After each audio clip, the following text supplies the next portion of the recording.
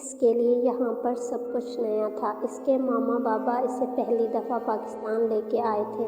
اس کے کسی کزن کی شادی تھی۔ وہ پہلے کبھی بھی اپنی زندگی میں پاکستان نہیں آئی تھی، مگر یہاں کی زمین پر قدم رکھتے ہی اسے اپنے پن کا احساس ہوا تھا۔ اس نے زندگی کے 20 سال اپنے ملک سب سے دور پردیس میں گزارے تھے۔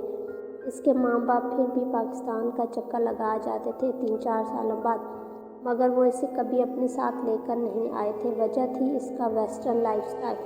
وہ اپنے بزرگوں کے سامنے اسے ایسے نہیں لے کر جا سکتے تھے۔ پہلے وہ چھوٹی تھی اور نادان تھی، اس لیے وہ اسے زمانے کی باریکیوں کے بارے میں بتا نہیں سکتے تھے، اور کچھ مصروفیات بھی ایسی تھیں کہ وہ چاہ کر بھی اسے ساتھ نہیں لے جا پاتے، کیونکہ وہ اس کی پڑھائی ڈسٹرب کرنا نہیں چاہتے تھے۔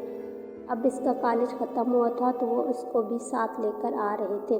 ابھی اس کو نہیں پتہ تھا کہ وہ جس گاؤں میں جا رہی ہے وہاں کا کلچر کیسا ہے، وہاں پر لوگوں کے خیالات کیسے ہیں۔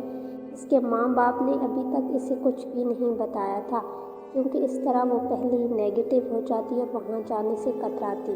شاہ حویلی اس وقت جگمگ کر رہی تھی، کیونکہ اس حویلی کا چھوٹا بیٹا اپنی بیوی اور بیٹی کے ساتھ آ رہا تھا، اس لیے اماں بھی بہت خوش تھیں اپنے بیٹے، بہو اور خاص طور پر اپنی پوتی سے ملنے کے لیے۔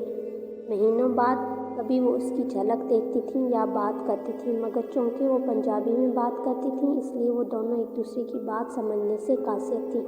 ان کی پوتی تو پہلے ہی پوری انگریز تھی اور باتیں بھی انگریزوں جیسی کرتی تھی، اس لیے ان کے درمیان روایتی دادی پوتی والی نزدیکی نہیں تھی۔ اوپر سے اس کا ویسٹرن پہناوا، جو کہ دادی کو رتی برابر بھی پسند نہیں تھا، جس کا وہ برملا اظہار بھی اپنے بیٹے اور بہو سے کرتی تھی، مگر پوتی سے اس سب کے باوجود بے انتہا پیار کرتی تھی۔ ایمان جب سے پیدا ہوئی تھی اس کی ہر خواہش کو سر آنکھوں پر رکھا گیا تھا، اس کی ہر بات کو منہ سے نکلنے سے پہلے پورا کر دیا جاتا تھا، اس لیے وہ تھوڑی ضدی اور خود سر تھی۔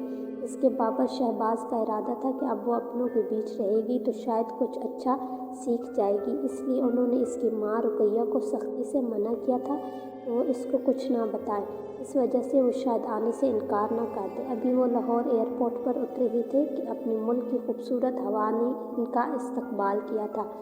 ایمان تو باقاعدہ آنکھیں بند کر کے یہاں کی مٹی اور آب و ہوا کو محسوس کر رہی تھی۔